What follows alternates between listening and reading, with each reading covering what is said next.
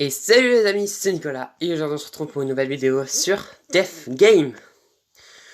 Dans le dernier épisode, nous nous étions arrêtés au moment où nous avions raccompagné Anna chez elle, et que nous avions entendu Andrew et Courtney discuter, tous les deux. Et d'ailleurs, Tetsu n'est toujours pas revenu. Et donc on va voir du coup s'il va revenir dans cet épisode, et surtout, si on va pouvoir savoir ce qu'Andrew et Courtney se disaient. Donc on continue le chapitre, et c'est parti.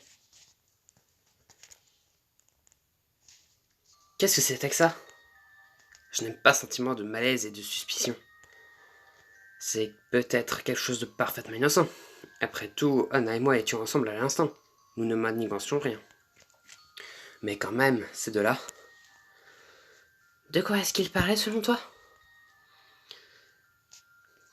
Ce n'est probablement rien. Même s'ils sont partis au même moment où ils nous ont vus? Eh bien, ce n'est pas parce que c'est un secret que ça doit être sinistre. Peut-être qu'ils avaient une conversation privée. Tu veux dire, comme s'ils étaient en couple? Quoi? Que c'est romantique? J'imagine que c'est possible. Quoi qu'il en soit, je ne peux pas m'empêcher de penser à comment Andrew a accusé Maddie et Courtney à suggérer que voter pour elle pourrait nous sauver. Je vais rentrer maintenant. Bonne nuit, Nicolas. Je suis sûr que tout ira bien. Merci, j'espère que tu as raison. Elle se dirige vers sa maison, et moi vers la mienne, mais j'hésite. Il ne fera rien de mal à Maddie ici. On devrait avoir jusqu'au prochain vote avant d'être à nouveau en danger. Mais s'il pense vraiment que c'est elle la meurtrière et que ça pourrait encourager le maître du jeu à nous laisser partir, ou si Andrew lui en veut à cause de leur dispute. Soudainement, le fait qu'il pense que Maddie ait tué Lloyd à cause de sa dispute pourrait avoir un sens bien plus sinistre. Est-ce qu'Andrew pourrait tuer Maddie à cause de cette dispute? Il était en train de la menacer après tout. Tout ira bien. Pourquoi est-ce que je me tire des conclusions hâtives? Tout ce que j'ai vu, c'est deux personnes qui parlaient à voix basse. C'est peut-être n'importe quoi. Et puis, Maddie peut se défendre toute seule. Je continue vers ma maison. À l'intérieur, mon calme nouvellement retrouvé ne dure que quelques minutes avant que je ne me souvienne que Maddie n'est pas la seule dont je dois me soucier. Tetsu, est-ce qu'il va bien? Je fais les 100 pas en essayant de penser à autre chose, mais mon esprit n'arrive pas à passer à autre chose. J'ai oublié de souper, pas vrai? Je prépare rapidement quelque chose et m'assois pour prendre tranquillement mon repas seul. C'est tellement étrange de faire comme si tout était normal.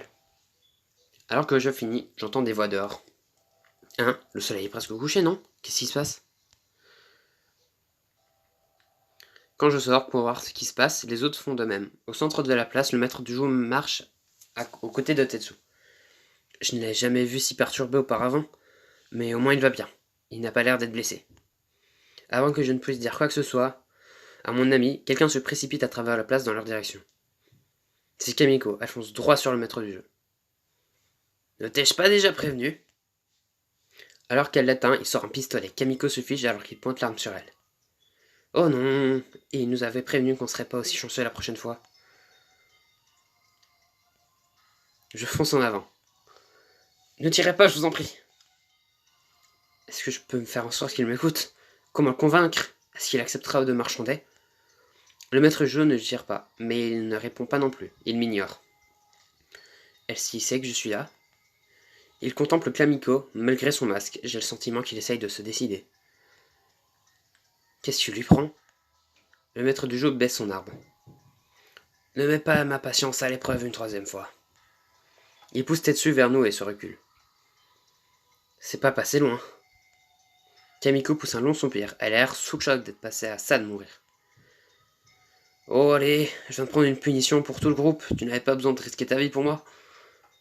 Malgré son humour, je peux sentir à quel point il est tendu. Désolé. Quand je l'ai vu, j'ai perdu la tête et pensé qu'on aurait pu avoir l'avantage. Au lieu de ça, j'ai failli me faire abattre. On se demande bien pourquoi il ne l'a pas fait. Quoi? Pourquoi est-ce que le maître du jeu, qui n'a jamais eu l'air de donner la moindre importance à nos vies, jusqu'à présent ne t'a donné qu'un avertissement? On se le demande. Qu'est-ce que vous insinuez? Peut-être que vous travaillez ensemble tous les deux. Je vous demande pardon? Cette bravade n'est qu'une mise en scène. Ça n'aide en rien. Il nous pousse à bout. C'est dur de ne pas se retourner les uns contre les autres. Eh bien, malgré que tu crois que je travaillerai jamais pour ce... Eh bien, malgré que tu crois que je... Malgré ce que tu crois, je ne travaillerai jamais pour quelqu'un comme le maître du jeu. On ne peut pas s'inquiéter de ça pour le moment. Oh oui, bien sûr. Attendons jusqu'à ce que quelqu'un d'autre meure. Vous n'avez aucune preuve. Et puis, on ne devrait pas s'inquiéter de Tetsu plutôt. C'est vrai. Arrêtez de vous demander pourquoi il m'a épargné. Je suis juste heureuse d'être en vie. Si vous voulez, mais je garderai un œil sur toi. Faites comme vous voulez. Bien. Une fois la crise écartée, je porte mon attention vers Tetsu. Tu vas bien, Tetsu? Ça va aller. Mais il n'en a pas l'air. Les autres n'ont probablement pas entendu le ton de sa voix. Mais je le connais depuis longtemps. Je sais quand quelque chose ne va pas. Peut-être qu'il ne veut pas en parler devant tout le monde. Je vais te raccompagner chez toi. Merci. Nous nous rendons vers la maison de Tetsu. Les autres rentrent à l'intérieur. Bientôt nous sommes les seuls tous les deux sans personne pour nous écouter. Alors, qu'est-ce qui s'est passé? Je préfère ne pas en parler. Tu es sûr que tout va bien? Il ne m'a pas fait de mal si c'est ce que tu veux savoir. Je m'arrête et le force à me faire face. Ça ne répond pas à la question. J'ai juste compris à quel point on était en danger, c'est tout. Nous atteignons sa maison et il ouvre sa porte. Bon, je crois que je devrais rentrer alors. Sois prudent, Nicolas.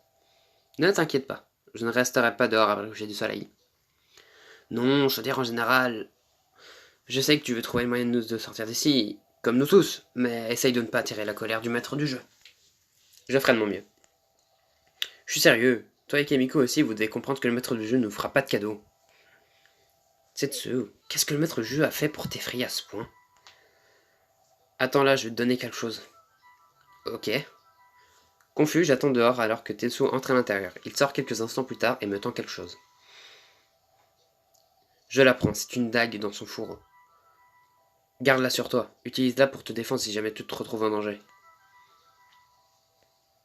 D'où est-ce que tu sors ça? Je sors toujours armé, surtout quand je risque de rester dehors tard le soir. Vraiment? Pendant toutes ces années, je ne l'ai jamais su. Je laisse sur moi que nous sommes allés à la fête, et je suppose que le maître du jeu ne nous a pas fouillés. Ou peut-être qu'il considérait que ça n'allait pas à l'encontre des règles. Pourquoi tu as emporté une arme pour aller à une fête? Pour me défendre. Au cas où on serait en danger sur le chemin, je voulais être sûr de pouvoir me défendre. Et de pouvoir te défendre aussi, bien sûr. C'est très prévenant de ta part. Je sais que ça peut être dangereux de nuit, mais je n'avais jamais su... Je n'en suis jamais venu à penser comme ça. J'espère que je n'aurai jamais à le faire. Mais si c'est la seule solution, je la garderai sur moi. Merci, bonne nuit. Bonne nuit. Bon, au moins, il avait l'air plus calme que tout à l'heure.